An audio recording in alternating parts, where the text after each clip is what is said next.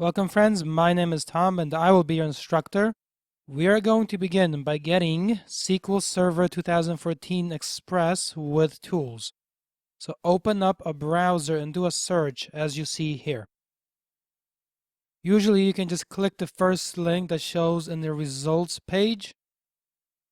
After that, on the next page, usually you may have to scroll a little towards the middle of the page or something like that, and then just click on download. At the next page, you'll be prompted to select the specific package you want to download. So in my case, because of my version of Windows, I chose Express and Tools 64-bit. And this file is about 833 megabytes. If you have an older computer, several years old usually, 5, 6, maybe 7 years ago, you may have to choose Express and Tools 32-bit because that is an older central processing unit architecture. But most newer computers can handle the 64-bit version well. So select it and then just continue to click Next. At the next stage, you'll be prompted to save on installer, so just do so. From the next screen, you may have to wait a little bit. It is a big file. On my system, it took a few minutes to download. But once it is downloaded, just click on it and this should open up the next sequence of screens. So the first one might be similar to this one. You have to wait for the extraction of the files to complete. At the next stage, you might see a screen just like this one, New SQL Server Standalone Installation. You want to very likely click on that. At the next stage, it goes through a sequence of rules checks. And here the common issue is that your computer perhaps hasn't been restarted because you've installed some new software. So if that's the case, you will very likely be interrupted at this stage and asked to restart your computer before you can continue, so keep that in mind. You want to make sure your computer has been restarted since any major changes to it.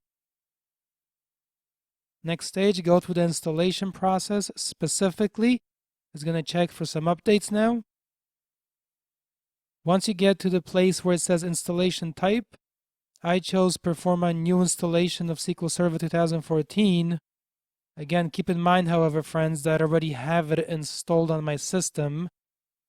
But for you, very likely this will be new. At the next stage here, under feature selection, you want to select Database Engine Services.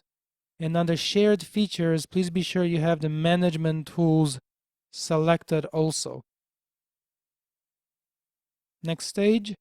Here is where you can either name your particular installation. So for example, you might call it SQL Express 01 or 1, or you might leave the default instance if you like.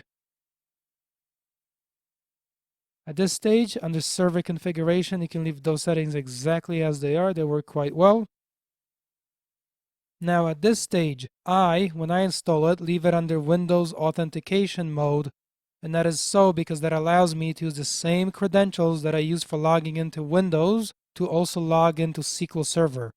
Of course, you are free to change that, but then you have to keep track of the password and so on. Keep that in mind. And if you look very carefully down below where it says specify SQL Server administrators, it says desktop / some number / and then the login for my Windows. So name of your computer / and name of user is what you see where it says specify SQL Server administrators. Next stage in the process, now it goes with installation. And lastly, assuming the installation has gone well, and you've written down perhaps your password because you chose SQL Server login instead of Windows authentication. I am using Windows 10. I do a search in Windows 10 in a little search box for 2014. And on my computer, that brings up the selections you see. And then I just click on SQL Server 2014 Management Studio. And that brings up a panel similar to this one. From here, this is what you can do as an example. If you are using Windows authentication mode, you can type the server name as follows. Name of computer / and the name of your instance of the installation.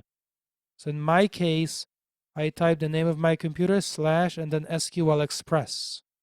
That's what I have it as on my computer. And then just click connect. And lastly, you should be logged in, and what you see at that stage should be very similar to what you see on the screen in front of you. Alright friends, that is it. Thank you, and I'll see you in the next video.